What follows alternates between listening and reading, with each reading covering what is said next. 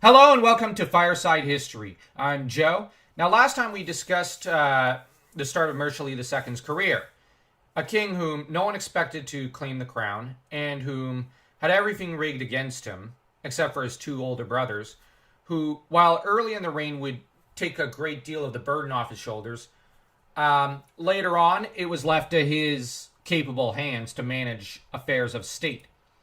The first thing he had to do was beat down the Kashgar because they sucked and they were uncouth barbarians who constantly wanted what the Hittites had.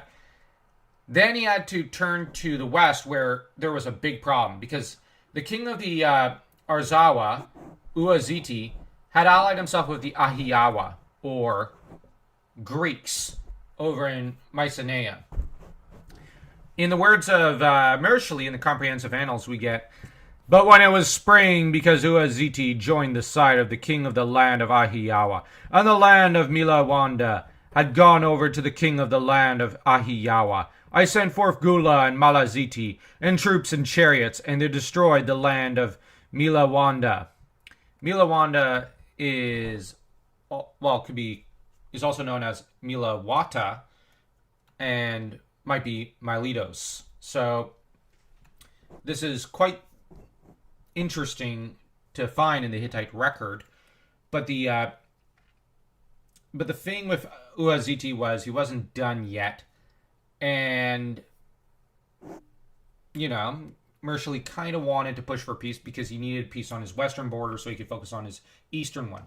Things didn't exactly go as planned initially, and Uaziti decided to provoke Mursili by providing asylum for refugees from Hittite authority.